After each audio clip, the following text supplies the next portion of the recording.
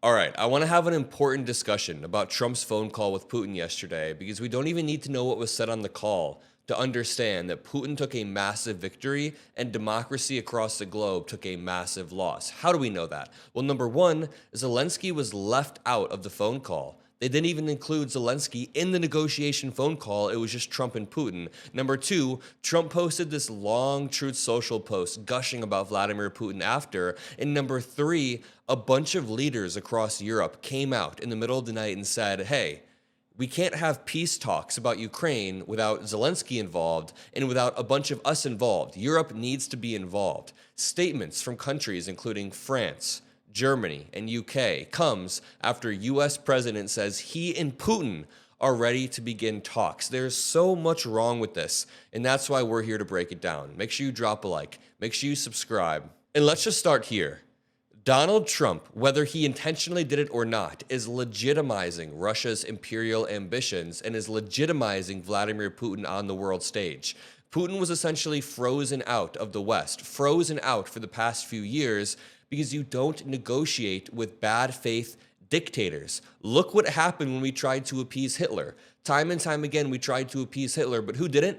Winston Churchill. Winston Churchill refused to even speak with Hitler because he understood that Hitler was a bad faith actor who breaks deals in the same way that Putin broke the Budapest Memorandum. So Putin is suddenly back at the table. He's no longer an isolated pariah, and Trump, without even consulting Ukraine, announced that negotiations to end the war would begin immediately, and this already gives Putin the upper hand. If it's Putin and Trump talking, Putin gets the first word. He gets to dictate the field that they're playing on. And here is the big worry. I'm just going to get to the point. Here is my main worry. I talk about this all of the time, but Russia's strategy is to start a war, conveniently pause or stop that war when it serves their interests, and then reignite that war just a few years down the road. So they did this in Georgia. They invaded in 2008, then they stopped. Then they invaded Crimea in 2014. Then they paused. They froze the war. Then they reinvaded in 2022. And if you follow that pattern, then Putin will continue to invade. And what Trump just did is he confirmed that Putin's strategy works. You can invade a country. You can claim a part of its territory as independent. You can move in troops, move in resources, maybe even create some separatist movements that will say, hey, we're the real Russians, we want to stay here, and then wait until global fatigue sets in and you get that piece of land. And what Putin's going to do is go piece by piece by piece. And we already have the historical roadmap for it. So think about it. Putin invaded Crimea in 2014. And then the West, we were weak about it. Obama was pretty weak about it. He was like, no, you can't do that. And Putin said, okay, I'll stop. But he kept his troops in Crimea and he occupied it for 8 years until 2022. He relaunches the war entirely, and the US and NATO and Europe and the world as a whole was doing a great job of, number one, making sure Ukraine can push back so Russia doesn't get any concessions. Number two, making Putin a pariah on the global stage so countries like China wouldn't even think about invading Taiwan. And number three, making it clear that, hey man, you can't just invade your next door neighbor. But now what Trump's doing is he is validating this entire strategy that Putin has. He's making it so that Putin can actually get the territory. And I can bet, we know that Putin is a bad faith actor. Within the next 5 to 10 years, I don't know how much time Putin has left, but I'm sure he has people waiting to replace him. In the next 5 to 10 years, they will relaunch the invasion, maybe even sooner. I mean, we know that Russia thrives on a wartime economy, right? And we're going to read Trump's Truth Social post in 1 second, but I just want to finish my rant right here. Russia thrives on a wartime economy, which means that they'll relaunch a war within the next few years, almost certainly. And then Putin will have some new reason, like, oh, there's a security concern here. And then if the West doesn't push back, which it seems like we've lost the ability, at least in America, then Putin's entire strategy is validated. But it gets even worse because now Trump and his allies are reinforcing the second prong of Russia's wartime strategy, and that's propaganda, the war on truth, disinformation, whatever the hell you want to call it. Russia has been flooding Western media with fake news, with Russia-sympathetic narratives, with conspiracy theories about Ukraine and about Zelenskyy stealing all of our taxpayer dollars, even though we weren't even sending taxpayer dollars, we were sending 80% military equipment. 80% of the aid we sent was military equipment that we could then restock, update, upgrade, and that helps American manufacturing and protects our ally at the same time. But the American right-wing media machine has been primed to push Kremlin talking points and make Americans think that it's not a good idea. It's not a good idea to fund Ukraine. Let's read this Trump tweet. And again, all that I ask is that you drop some blue hearts and watch until the end so this message can get out to more people. But this phone call is so damn infuriating because you can tell that Putin tickled his balls or whatever the hell. Donald Trump, I'll read parts of this. He says, I just had a lengthy and highly productive phone call with Vladimir Putin. We discussed Ukraine, the Middle East, energy, AI, the power of the dollar, and various other subjects. I'm glad they got to reconnect like old schoolgirls. And apparently they've talked multiple times over the past few years, even when Trump wasn't president. They've got a friendly relationship. We both reflected on the great history of our nations. Already just odd. When Putin's reflecting on the great history of Russia, it's because he's trying to expand Russia and prime you to think that Russia actually has a legitimate claim to Ukraine. And the fact that we fought so successfully together in World War II, remembering that Russia lost tens of millions of people and we lost so many. We talked about the strengths of our respective nation, the benefit that we will someday have in working together. Putin has no interest. Oh my God.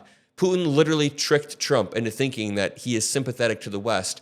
Putin innately hates everything about the West. He hates liberalism. I'm not talking about the liberalism that Trump talks about. I mean like actual liberalism, freedom of speech, freedom to practice whatever religion you want, freedom to love whoever you want, free trade. He hates the concept of liberalism, and he hates social liberal ideals. He hates everything about the West, and he is playing Trump like a pawn. Sorry, let me continue. But first, as we both agreed, we want to stop the millions of deaths taking place in the war that Russia unilaterally launched. If you want to stop the deaths, Russia could simply withdraw its troops.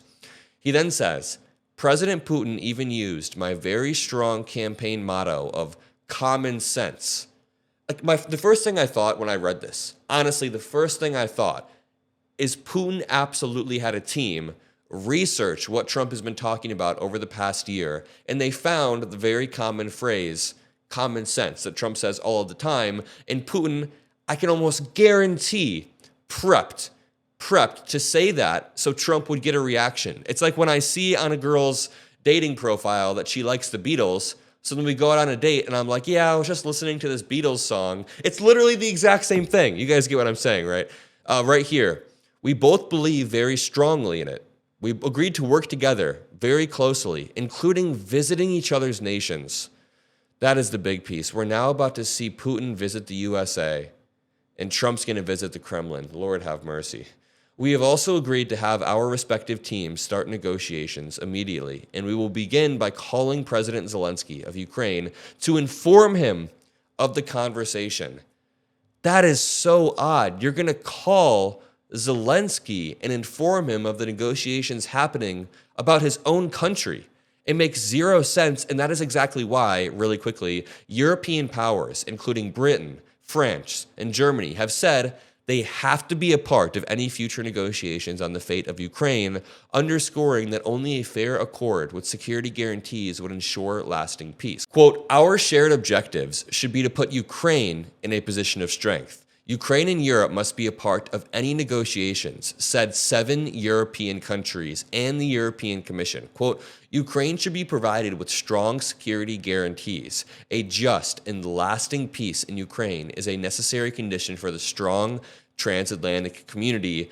And imagine how terrifying it would be. Some of you don't have to imagine because you live in Europe, but imagine living in Europe right now and knowing that the big bully just got away with it. The big bully, Russia, I'm not even trying to be funny or like exaggerating here. They literally bully the shit out of European countries. They just got away with it, and their entire tactic has been legitimized by who's supposed to be your number one ally, America. But apparently alliances don't mean anything when you have such a transactional president. But then also, to make matters even worse, I've already covered how Zelenskyy was left out of the negotiations, how Putin easily took a win and flattered Donald Trump, how Trump is transactional, but also Trump sent Pete Hegseth, the DUI hire, to Europe to give a speech, and Pete basically gave concessions without alerting anybody before. So Pete randomly comes out there and he says, Ukraine will not be a part of NATO and Ukraine will not return to its 2014 borders.